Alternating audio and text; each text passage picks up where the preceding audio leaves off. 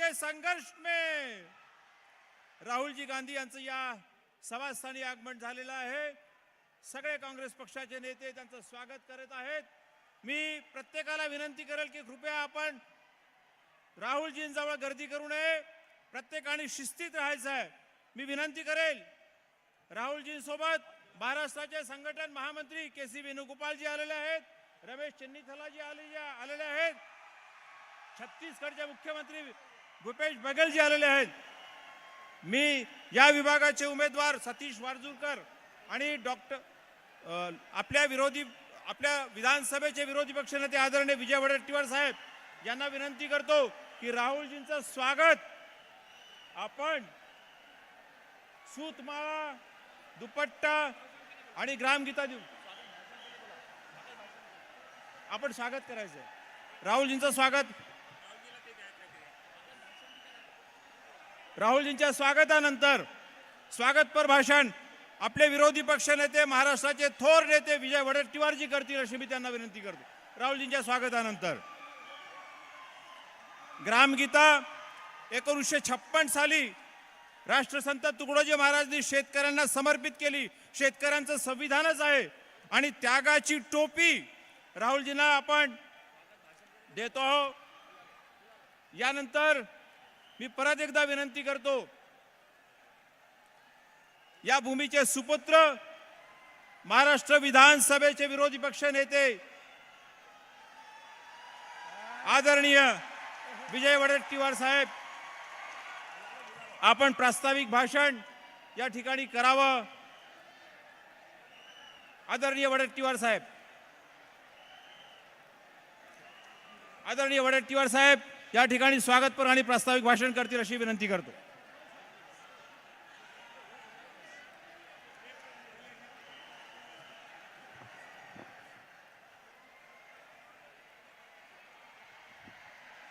परम पूज्य गुरुदेव वंदनीय राष्ट्रसंत तुकडोजी महाराज, स्वतंत्र भारताचे संविधान निर्माते परम पूज्य डॉक्टर बाबासाहेब आंबेडकर, बहुजनांचे राजे रयतेचे राजे छत्रपती शिवाजी महाराज, क्रांती सूर्य महात्मा ज्योतिबा फुले, क्रांती ज्योती सावित्रीबाई फुले, अहिंसेचे पुजारी परम पूज्य महात्मा गांधी, भगवान बिरसा मुंडा या सर्व महामानवास विनम्र अभिवादन। आजच्या चिमूर क्रांती भूमीमध्ये या देशाचा न्याय योद्धा माननीय राहुल गांधीजी या मंचावर आलेले आहेत। आपण एकदा त्यांचं प्रचंड टाळ्या वाजवून स्वागत करावं अशी विनंती करतोय। या मंचावर उपस्थित माननीय आमचे नेते केसी वेणुगोपाल साहेब, आमचे नेते माननीय रमेश चन्नीथला साहेब, छत्तीसगडचे माजी मुख्यमंत्री बघेल साहेब, आमचे उमेदवार डॉक्टर सतीश वारजूरकर, आमचे दुसरे बल्लारशाचे उमेदवार संतोष रावतजी, डॉक्टर अविनाश वारजूरकरजी, कुणालजी आणि धनराज मुंगलेजी, सर्व मंचावर असलेले सर्व मान्यवर, उपस्थित माझ्या सर्व बांधवांनो, भगिनीनो आणि मतदार मित्रांनो, या ऐतिहासिक क्षणाचे साक्षी होण्यासाठी या बहुजन योद्ध्यांचे विचार आपण ऐकण्यासाठी आलात। आपल्या सर्वांचे मी मनापासून स्वागत करतो। ही क्रांतीभूमी, हा जनसागर, राहुलजी आपल्याला विनंती करतो की हा जनसागर सकाळी 11 वाजतापासून आपली वाट बघतो आहे आणि इथून या चिमूरच्या क्रांतीभूमीतून महाराष्ट्राच्या सत्ता बदलाची नांदी या चिमूरतून सुरू होणार आहे, हे त्या सर्वांचे साक्षीदार आहेत। अब बंटी तेरी घंटी बजेगी, आता कोणी रोखू शकत नाही। काल परवा जुमलेबाज येऊन गेले आणि त्या जुमलेबाजांचं भाषण आपण ऐकलं। या भूमीशी, या मातीशी काही संबंध नसणारे या ठिकाणी आले। आणि त्यांचे भाषण आपण पाहिलं असेल तर शेतकऱ्यांच्या संकटामध्ये एक शब्द सुद्धा त्यांनी काढला नाही. आज आपल्या भागातला शेतकरी संकटात आहे. मी राहुलजी साहेबांना सर्वांच्या पुढे एक विनंती करणार आहे की आपण आलात या चिमूरच्या पावनभूमीमध्ये, ही क्रांतिकारकांची भूमी, यामध्ये तुकडोजी महाराजांनी जो आपला या क्रांतिकारकांना उठवण्याचं काम केलं, शहीद बालाजी रायपूरकरांनी आपली या भूमीसाठी शहीद झालेत. या भूमीतून काँग्रेसचा झेंडा, बहुजन आपल्या काँग्रेसचा झेंडा आणि महाविकास आघाडीचा झेंडा फडकवा.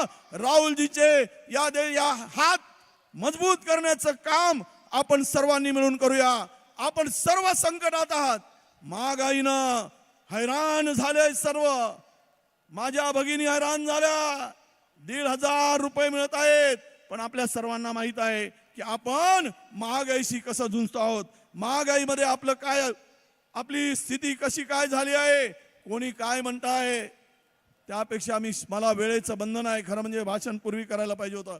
पण एकच सांगतो की विजय वडेट्टीवार या भूमीतून सतीश वारजूरकरला निवडून आणण्यासाठी खंबीरपणे ताकदीने उभा आहे. त्यामुळं आजपासून या चिमूरच्या क्रांतीभूमीत जे शहीदांची भूमी आहे, ज्या काँग्रेसनी देश स्वातंत्र्यासाठी जे योगदान दिलं आहे, त्या भूमीचे पुत्र म्हणून एक एक मत पंजाची बटन दाबून आपण सतीश वारजूरकर, आमचे संतोषजी रावत या सर्वांना प्रचंड बहुमताने विजय कराल ही आपल्याला नम्रपणे विनंती करतो. आता खूप बोलायचं आहे, पुन्हा 2-3 सभाला मी येईल, पण राहुलजींचं त्यांना भाषण करायचं आहे आणि वेळेचं बंधन आहे. पण एक लक्षात ठेवा, अभी नहीं तो कभी नहीं, ये आखरी लढाई आपली सर्वांची आखरी लढाई आहे. राहुलजी, आपण अनेक दिवसापासून या जिल्ह्यातील या क्रांतीभूमीमध्ये आपल्या आगमनाची वाट अनेक जण उत्सुकतेने बघत होते की तुमचे पाय तुम्ही बहुजनांसाठी, एससी साठी, एसटी साठी, ओबीसी साठी, त्यांच्या न्याय हक्कासाठी लढणारे योद्धा म्हणून त्यांना विश्वास आहे. तो विश्वास इतका प्रचंड आहे की आपण आल्यानंतर यांच्या सर्वांमध्ये एक हत्तीचं बळ आलेलं आहे. आणि आता कितीही वाटा, 1000 वाटा, 2000 वाटा, तुमचा मात्र होईल घाटा, हे लक्षात ठेवा. आणि म्हणून आपण माननीय राहुलजींचं भाषण ऐकण्यासाठी उत्सुक आहात. आमचा नेता 7000 किलोमीटर चालून जगातील एकमेव नेता आहे की जो माणसाची मन दुभंगलेलं मन जोडण्याचं काम करतो आहे. जात आणि धर्मामध्ये निर्माण झालेली दरी मिटवणारा देशातील एकमेव नेता आहे ज्यांचं नाव राहुल गांधी आहे, ज्यांचं नाव राहुल गांधी आहे. म्हणून आपल्याला विनंती करतो की आपण 20 तारखेला न चुकता आमच्या सर्व काँग्रेस महाविकास आघाडीच्या उमेदवारांना प्रचंड बहुमताने विजय करावा, ही नम्रपणे हात जोडून विनंती करून मी माझ्या शब्दाला विराम देतो. धन्यवाद. जय हिंद, जय भीम, जय सेवा, अस्सलाम वालेकुम, राम राम. जननायक राहुल जी गांधी इस सभा को संबोधित करेंगे, ऐसी मैं उनसे विनंती करता हूं. आपल्या चिमूरच्या क्रांतीभूमीविषयी काही माहिती टिप्पण माननीय राहुल जी घेत आहेत. आदरणीय राहुल जी इस सभा को संबोधित करेंगे, ऐसे मैं उनसे विनंती करता हूं.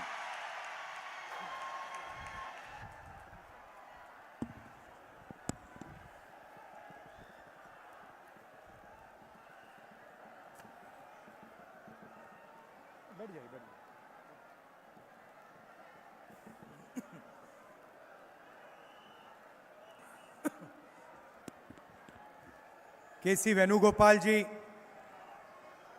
रमेश चेन्नीथाला जी, विजय वडेट्टीवार जी, हमारे कैंडिडेट्स डॉक्टर सतीश वारजूरकर जी,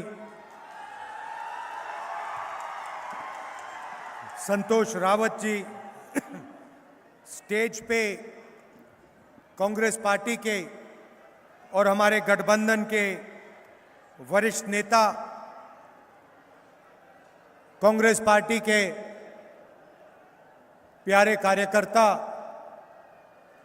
बब्बर शेर, टाइगर, शिवसेना, एनसीपी और जो बाकी हमारे अलायंस पार्टनर हैं, उनके भी कार्यकर्ताओं का मैं यहां स्वागत करता हूं। प्रेस के हमारे मित्र हैं, इनका भी मैं यहां स्वागत करता हूं। मित्र कह देता हूं, मगर दोस्त का काम नहीं करते हैं ये।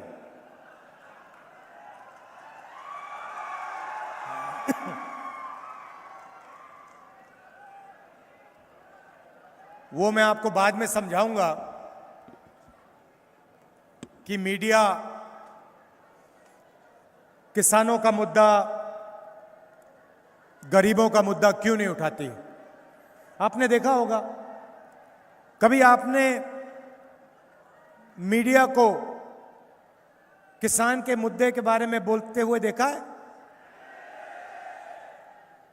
मजदूर दिखते हैं आपको मीडिया में? बेरोजगारी की बात होती है? महंगाई की? अंबानी की शादी देखिए आपने? कितने दिन मीडिया ने अंबानी जी की शादी दिखाई, डांस, गाना, 10 करोड़ की घड़ी, हवाई जहाज, दुनिया भर से लोग आए, ये दिखाते हैं। और फिर एक तरफ अंबानी जी की शादी, दूसरी तरफ 24 घंटा नरेंद्र मोदी जी का चेहरा, वही दिखता है। विपक्ष के चेहरे आपको नहीं दिखेंगे मीडिया में।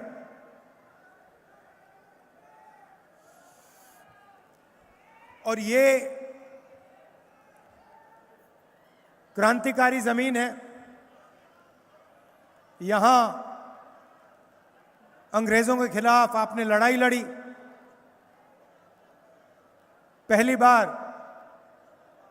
अंग्रेजों का झंडा उतरा और खादी का झंडा आपने लहराया।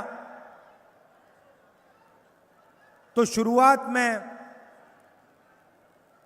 संविधान से करता हूं, क्योंकि जो आप लड़ाई लड़े थे, जो यहां हमारे युवा शहीद हुए थे, वो संविधान के लिए लड़े थे। वो चाहते थे कि हिंदुस्तान में भाईचारा हो, समानता हो, एकता हो। और वो चाहते थे जो अंग्रेज उनका धन चोरी कर रहे थे, वो बंद हो और अंग्रेज हिंदुस्तान से वापस जाएं। ये काम आपने ही शुरू किया था। और ये चुनाव भी दो विचारधाराओं के बीच में लड़ाई है। जब यहां आपके युवा शहीद हुए थे, वो भी विचारधारा की लड़ाई थी। आज भी वही चल रहा है। वो जो आपके यहां युवा शहीद हुए थे, वो इसके लिए शहीद हुए थे, संविधान के लिए।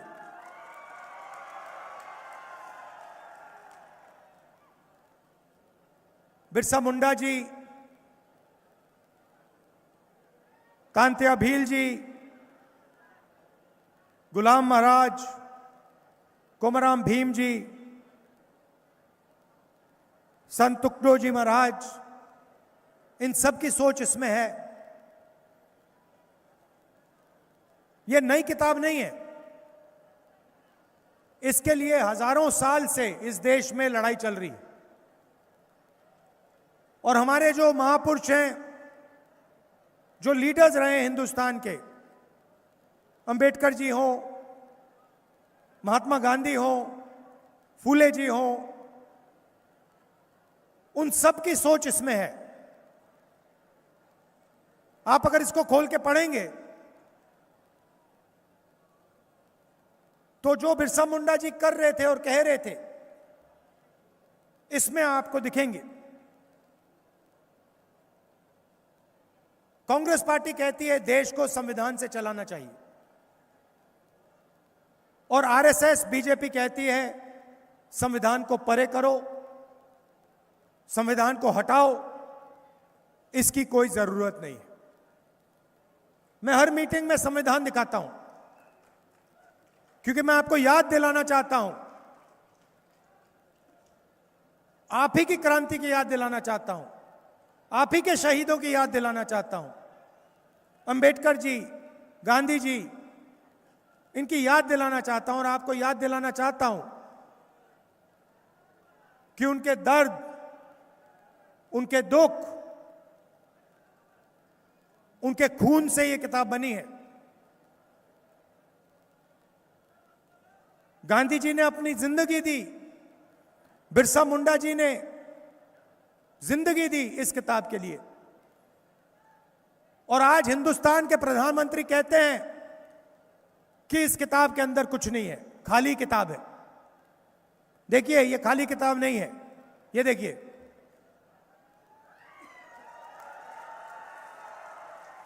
वो उनको खाली लगती है क्योंकि उन्होंने ये किताब कभी नहीं पढ़ी। आरएसएस के लोग इस किताब को मानते नहीं हैं, इसको पढ़ते नहीं हैं। मुझे बताइए, आपकी सरकार आपसे चोरी की गई, आपने पिछली सरकार चुनी, और बीजेपी ने करोड़ों रुपए देकर, एमएलए को करोड़ों रुपए देकर आपसे सरकार चोरी की। धारावी की जमीन चाहिए थी उनको, 1 लाख करोड़ रुपए की जमीन है, अदानी जी के हवाले करनी थी, इसीलिए आपकी सरकार गई। अब मैं आपसे पूछता हूं, संविधान में कहां लिखा है कि एमएलए को पैसे देकर सरकार को गिराना चाहिए? कौन से पेज पे लिखा है, मुझे बता दो। संविधान में लिखा है कि हिंदुस्तान में चुनाव होना चाहिए, और जो चुनाव जीतता है उसे सरकार चलानी चाहिए। संविधान में कहीं नहीं लिखा है कि आप चुनी हुई सरकारों को पैसे से गिराओ। नरेंद्र मोदी जी ने अरबपतियों के 16 लाख करोड़ रुपए माफ किए हैं।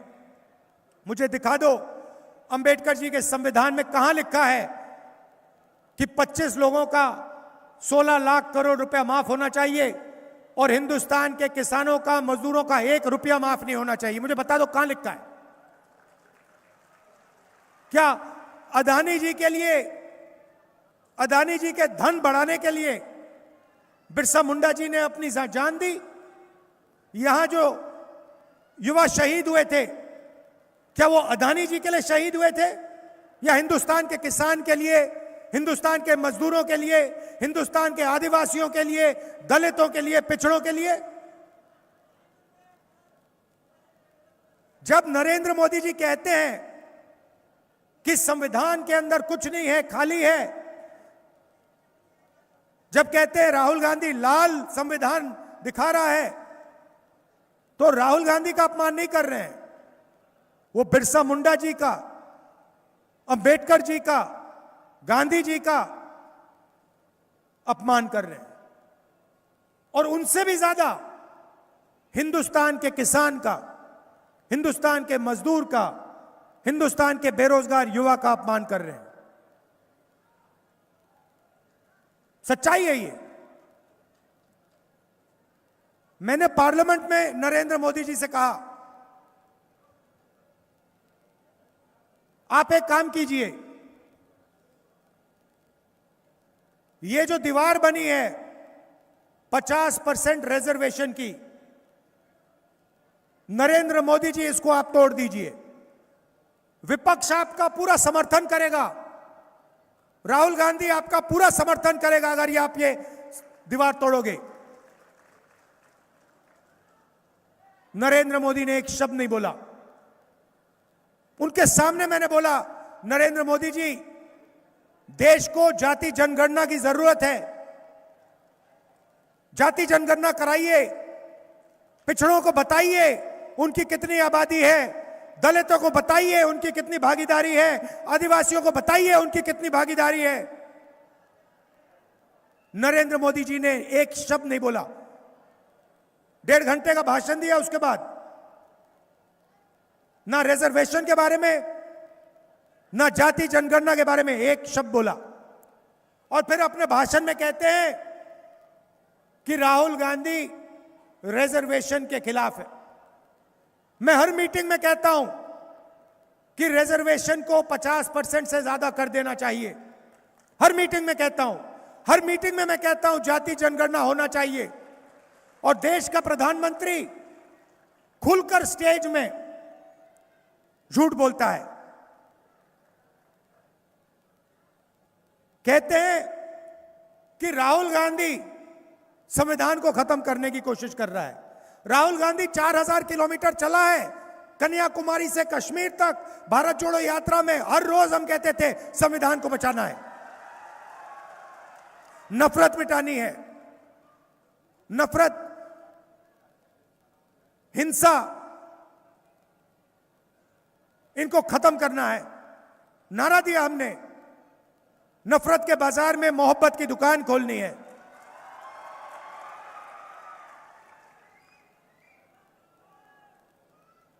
अब आप पूछोगे मुझसे कि भाई राहुल जी जाति जनगणना क्यों, रिजर्वेशन 50% से ज्यादा क्यों, आप पूछोगे। भाइयों और बहनों, हिंदुस्तान में 8% आदिवासी हैं, 15% दलित हैं, 50%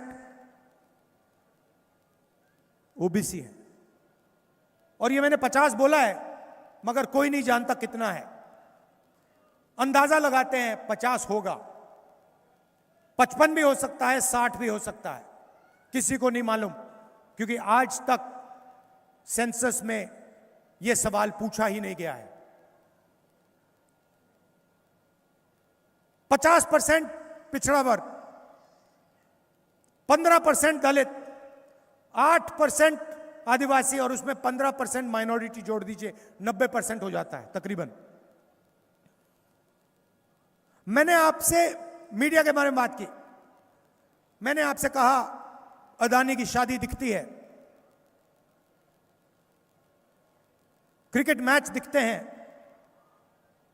मगर आपको मीडिया में दलित वर्ग का कभी कोई नहीं दिखेगा, आदिवासी कभी नहीं दिखेगा, पिछड़े वर्ग के लोग नहीं दिखेंगे। आप एंकर्स की लिस्ट निकालिए, पत्रकारों की लिस्ट निकालिए, बड़े बड़े एंकर्स हैं हिंदुस्तान में, 100-200 हैं, ज्ञान देते हैं 24 घंटा। उनमें से मुझे आप एक दलित का नाम बता दीजिए, एक आदिवासी का नाम बता दीजिए, एक पिछड़े वर्ग का नाम बता दीजिए। एक नहीं है। मीडिया को छोड़िए, आप कहेंगे नहीं हमें मीडिया नहीं चाहिए, ठीक है, तो चलिए हिंदुस्तान की सबसे बड़ी 200 कंपनी की लिस्ट निकालते हैं, अदानी की लिस्ट निकालते हैं, अदानी की कंपनी की लिस्ट निकालते हैं, अंबानी की कंपनी की लिस्ट निकालते हैं, टाटा, बिरला, सबकी लिस्ट निकालो। 200 कंपनियां, मुझे बता दो मालिकों में से ओबीसी कौन है, दलित कौन है, आदिवासी कौन है, नाम बता दो मुझे। अच्छा, आप कहोगे नहीं भैया हम आदिवासी हैं, हम दलित हैं, हम पिछड़े वर्ग के हैं, हम मालिक नहीं बनना चाहते, ठीक है, तो फिर मुझे बताओ 200 कंपनी में सीनियर मैनेजमेंट में कौन है, कौन है सीनियर मैनेजमेंट में दलित, आदिवासी, पिछड़ा वर्ग का? करोड़ों रुपए की सैलरी होती है, किसी को 1 करोड़, 2 करोड़, 3 करोड़, 5 करोड़, 10 करोड़।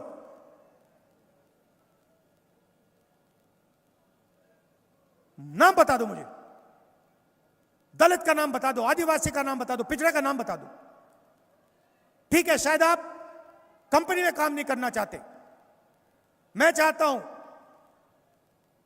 कि दलित के बेटे बेटियां, आदिवासियों की बेटी बेटियां, पिछड़ों के बेटी बेटियां हिंदुस्तान की सबसे बड़ी कंपनियों के मालिक बने।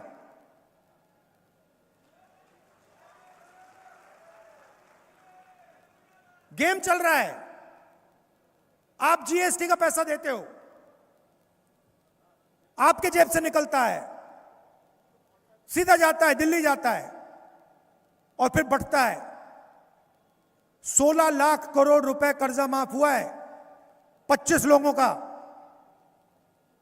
उस लिस्ट में मुझे एक दलित का नाम दे दो, एक आदिवासी का नाम दे दो, एक पिछड़े वर्ग का नाम दे दो, मैं भाषण देना बंद कर दूंगा।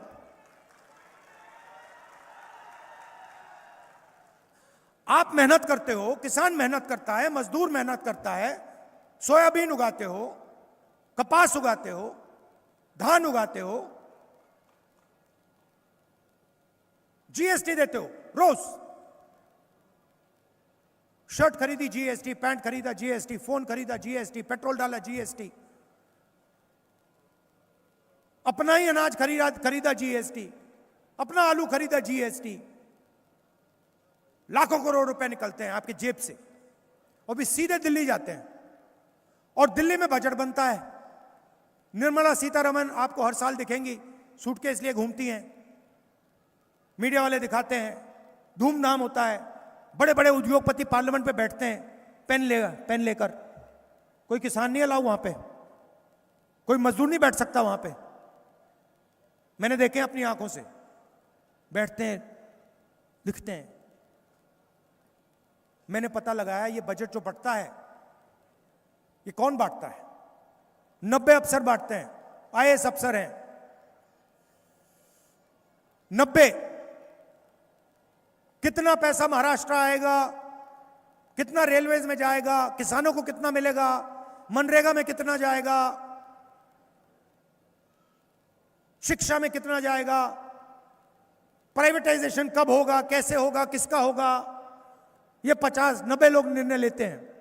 मैंने इनकी लिस्ट निकाली, मैं दिखा दूंगा आपको। 90 में से एक आदिवासी है, एक आदिवासी है 90 में से। 8% आपकी आबादी है।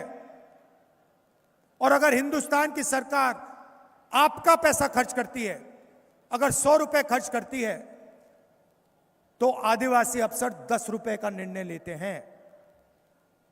आबादी 8%, भागीदारी 100 रुपए में से 10 पैसा। चलिए दलितों की बात करते हैं। आप 15%। आपने देश को संविधान दिया, आपके नेता ने देश को संविधान दिया। अंबेडकर जी के बिना यह संविधान नहीं बन सकता था। सच्चाई है ये। और आपकी क्या भागीदारी है? आप 15% हो। हजारों साल से आपको दबाया गया है, हर रोज आपको तंग किया जाता है, आज भी तंग किया जाता है। 15% हो, 90 में से आपके 3। और अगर 100 रुपए खर्च होता है हिंदुस्तान का, अगर 100 रुपए खर्च होता है हिंदुस्तान के बजट में, तो 1 रुपया आपका। आबादी 15%, भागीदारी 100 रुपए में से 1 रुपया। अब चलिए पिछड़ों की बात करते हैं, दलितों की, ओबीसी की बात करते हैं। आप 50% हो। 50% मतलब 2 हिंदुस्तानियों को खड़ा कर दो, 1 पिछड़े वर्ग का है। 100 को खड़ा करो, 50 पिछड़े वर्ग के निकलेंगे। 1000 में 500। आपके 3 अफसर हैं, पीछे बैठा रखा है। उनसे कहते हैं अपनी औकात समझो, पीछे बैठो। और अगर 100 रुपए खर्च होते हैं, तो जिनकी 50% आबादी है, उनको 5 रुपए का निर्णय मिलता है। 5 रुपए का डिसीजन लेते हैं वो। तो सब मिलाकर 50%, 15%, 8% मिला दो, मतलब 70% से ज्यादा आपकी भागीदारी 100 रुपए में से 6 रुपए 10 पैसे। यह सच्चाई है देश की। मैं आपके कर्जे माफ की बात करता हूं, मीडिया वाले कहते हैं राहुल गांधी आप आदत बिगाड़ रहा है, और उनका 16 लाख करोड़ रुपए माफ हो जाता है, कहते हैं देखो देखो कितना विकास हुआ, देखो देखो कितना विकास हुआ।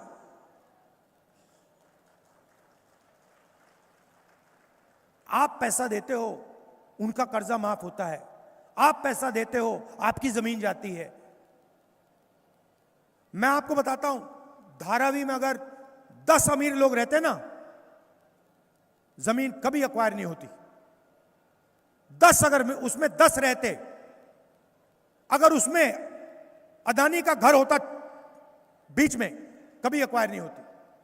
वो इसलिए एक्वायर हो रही है क्योंकि उस पर गरीब लोग बैठे हैं, उस पर पिछड़े लोग बैठे हैं, उस पर दलित बैठे हैं, उस पर आदिवासी बैठे हैं, इसलिए एक्वायर हो रही है। और पूरे देश में आप जाइए, जहां भी जमीन एक्वायर होती है, आपकी होती है, किसानों की होती है, पिछड़ों की होती है, दलितों की होती है, 5% गरीब जनरल कास्ट है उनकी होती है। आपने कभी सुना अमीर लोगों की जमीन एक्वायर होते हुए? कभी सुना आपने कि इस देश में किसी अमीर व्यक्ति की जमीन एक्वायर हो गई? गरीब लोगों ने क्या गलती की है कि आपकी जमीन जाती है, उनकी नहीं जाती? संविधान में कहीं लिखा है कि धारावी की जमीन 1 लाख करोड़ रुपए की जमीन गरीबों से छीनकर अदानी जी को देनी चाहिए? कहां लिखा, मुझे दिखा दो, कौन से पेज पे है? मैं बोलना बंद कर दूंगा। तो जितना भी धन है आपका उधर जाता है, और जो आपके लिए लड़ता है, कन्याकुमारी से कश्मीर चलता है, भट्टा परसौल में जाता है, जमीन अधिग्रहण बिल लाता है, मनरेगा को सपोर्ट करता है, उसको ये मीडिया वाले 24 घंटा गाली देते हैं। क्यों? क्योंकि वो आपके लिए लड़ता है। जहां आपका अपमान होता है वहां खड़ा हो जाता है। अब महाराष्ट्र की सरकार आएगी, इंडिया गठबंधन की आएगी, जितना पैसा उन्होंने अरबपतियों को दिया उतना हम आपको देने वाले हैं।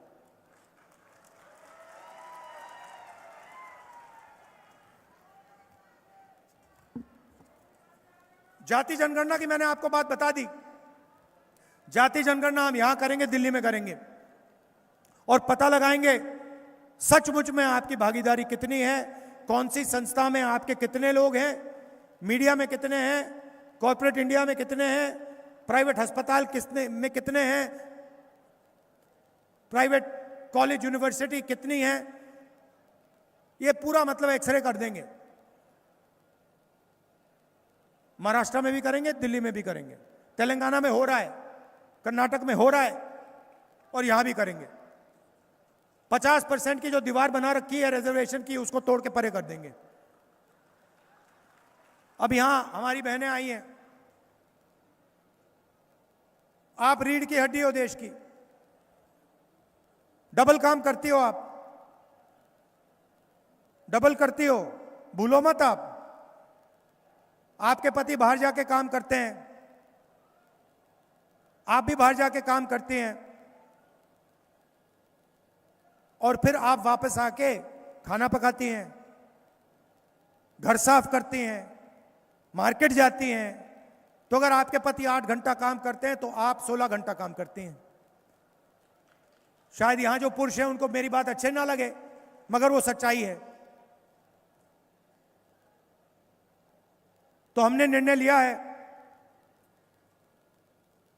कि महाराष्ट्र की हर गरीब महिला के बैंक अकाउंट में हर महीने हम 3,000 रुपए सीधा अंदर डालेंगे।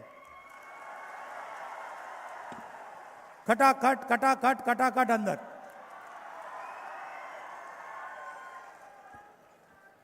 आप सुबह जगोगी, 1 तारीख को जगोगी, बैंक अकाउंट चेक करोगी, देखोगी 3,000 रुपए आपके बैंक अकाउंट में। उसके बाद आप मार्केट जाओगी, बच्चों से कहोगी कि मैं मार्केट जा रही हूं। बस स्टैंड में जाके खड़ी होगी, जब बस में जाओगी कंडक्टर आपसे कहेगा, आप पूछोगी टिकट खरीदने जाओगी, कंडक्टर आपसे कहेगा मैडम महाराष्ट्र की सरकार ने ये फ्री में कर दिया है, आपको 1 रुपया नहीं देना। फिर आप पूछोगी कहां तक फ्री है? और कंडक्टर आपको कहेगा जहां भी महाराष्ट्र में आप बस में जाना चाहती हो सारा का सारा फ्री है। 10 किलोमीटर जाने 10 किलोमीटर, 50 जाने 50, 100 जाने 100, 200 जाने 200, 500 किलोमीटर जो भी आपको बस में जाना है वो महिलाओं के लिए महाराष्ट्र में फ्री है। और जैसे ही हम ये काम करेंगे, पुरुष हमारे हमसे कहेंगे, किसान हमसे कहेंगे, ये आपने क्या कर दिया राहुल जी? आपने महिलाओं को 3,000 रुपए दे दिए हर महीने, आप उनको बस में फ्री घुमा रहे हो, हमारा क्या होगा? आपने तो बैलेंस बिगाड़ दिया। महिलाओं को आपने पैसे दे दिए, बस में फ्री कर दिया, हमारे को आपने कुछ नहीं दिया। तो उनसे भाइयों से मैं कहना चाहता हूं, 3 लाख रुपए का कर्जा आपका माफ होगा, 3 लाख रुपए तक का आपका कर्जा माफ होगा।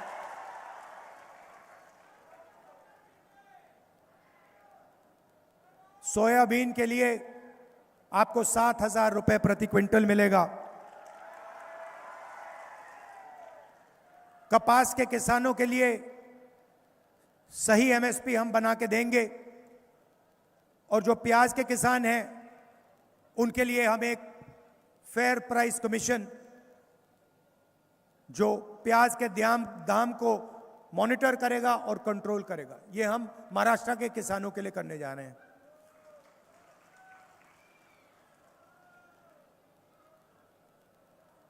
अब गरीब लोगों को सबसे ज्यादा नुकसान हेल्थ केयर से होता है, स्वास्थ्य से होता है। बीमारी हो जाती है, चोट लग जाती है, अस्पताल आपके नहीं है। पहले सरकारी अस्पताल होते थे, उसमें फ्री काम हो जाता था, अब सारे के सारे प्राइवेट हैं। जैसे मैंने आपसे कहा, उसमें एक ओबीसी नहीं मिलेगा, एक दलित नहीं मिलेगा मालिक, एक आदिवासी मालिक नहीं मिलेगा। तो आप जाते हैं, अस्पताल जाते हैं, वाल्व बदलवाना होता है, स्टेंट लगवानी होती है, कैंसर का ऑपरेशन होना है, लाखों रुपए आपके निकल जाते हैं, पता भी नहीं लगता। दवाई में एमआरआई, एक्सरे, 10-15 दिन में सालों की मेहनत गायब हो जाती है। इसलिए हमारी सरकार आपके लिए एक स्वास्थ्य बीमा योजना ला रही है।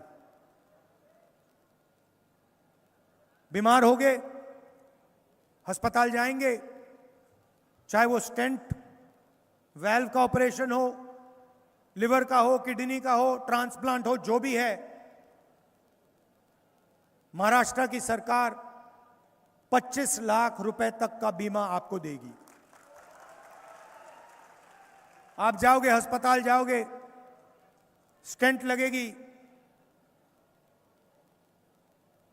बिल देने जाओगे, प्राइवेट अस्पताल आपको कहेगा कि महाराष्ट्र की सरकार ने आपकी बिल क्लियर कर दी है, आपको 1 रुपया नहीं देना। यह सब संविधान में लिखा है। संविधान में लिखा है कि इस देश के नागरिकों को शिक्षा, हेल्थ केयर, रोजगार मिलने का काम सरकारों का है। हम जो इसमें लिखा है वही करते हैं। इसमें लिखा है कि अगर धन बटेगा तो सबको एक साथ, समानता के साथ, न्याय के साथ दिया जाएगा। इसमें लिखा है। पहली लाइन है कि यह देश हर एक नागरिक का है। इसकी पहली लाइन ये नहीं है कि यह देश अदानी का है, अंबानी का है और इस देश का पूरा फायदा 20-25 अरबपतियों को मिलना चाहिए। इसमें कहीं नहीं लिखा। हम इसका प्रयोग करते हैं, इसकी रक्षा करते हैं। इसीलिए हम आपको महालक्ष्मी योजना दे रहे हैं, इसीलिए हम आपको स्वास्थ्य बीमा योजना दे रहे हैं, इसीलिए हम किसानों का कर्जा माफ कर रहे हैं, इसीलिए 3,000 रुपए हम महिलाओं के बैंक अकाउंट में डाल रहे हैं। हम इसकी रक्षा करते हैं। और वो 24 घंटा बंद कमरों में इसको खत्म करते हैं। अरबपतियों का कर्जा माफ कर देंगे, सरकार गिरा देंगे, किसान बिल लाने की कोशिश करेंगे। यह लड़ाई है।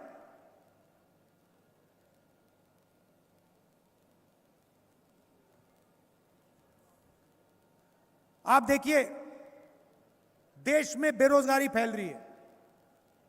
जितनी बेरोजगारी आज है, इतनी हिंदुस्तान की हिस्ट्री में नहीं रही। महंगाई बढ़ती जा रही है। आपको अपने बच्चों की शादी करवानी होती है, कर्ज में डूब जाते हो आप। किसान आत्महत्या कर देता है, और दूसरी तरफ हजारों करोड़ रुपए शादी में जलाए जाते हैं। मीडिया दिखाता है। नोटबंदी की, जीएसटी, गलत जीएसटी लागू की। ये योजनाएं नहीं है, ये गरीबों के खिलाफ हथियार हैं। ये गरीबों को मारने के हथियार हैं। जो छोटे बिजनेस वाले थे, स्मॉल मीडियम बिजनेस वाले, उनको मारने के हथियार हैं ये।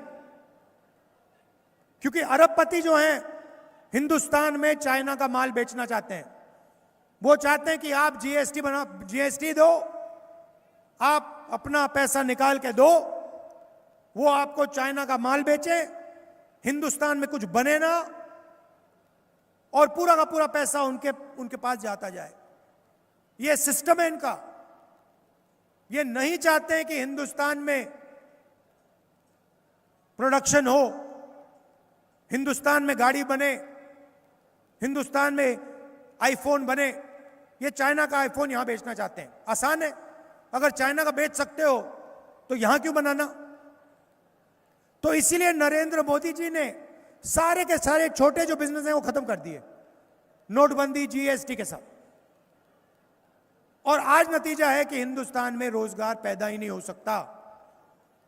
कुछ भी कर लो, नरेंद्र मोदी जी की सरकार जब तक है, हिंदुस्तान में रोजगार नहीं पैदा हो सकता।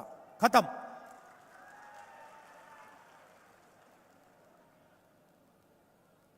हमारी सरकार यहां पे 10 लाख युवाओं को अगले 5 साल में रोजगार देने की कोशिश करेगी।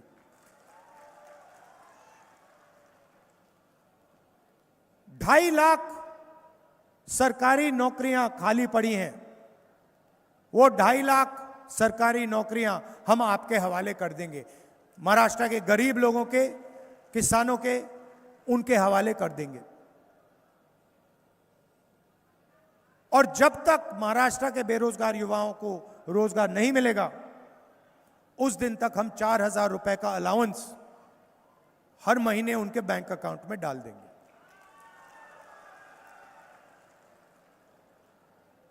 आप यहां आए,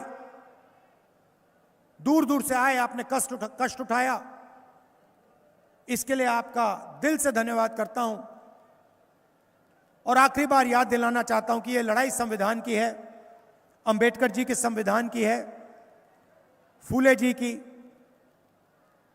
जिन लोगों ने यहां अपनी पूरी जिंदगी दी, जान दी, उनके लिए यह लड़ाई चल रही है। आपका फिर से धन्यवाद करता हूं। नमस्कार, जय हिंद, जय महाराष्ट्र। सभेचं आभार प्रदर्शन विजय पाटील गावंडे करतील अशी त्यांना विनंती करतो। सर्व या कार्यक्रमाच्या निमित्तानं आलेल्या माझ्या सर्व काँग्रेस आणि महाविकास आघाडीच्या सर्व कार्यकर्त्यांचे आणि सर्व नेते मंडळींचे मी आभार मानतो। सर्व पत्रकार बंधूंचे सुद्धा आभार मानतो।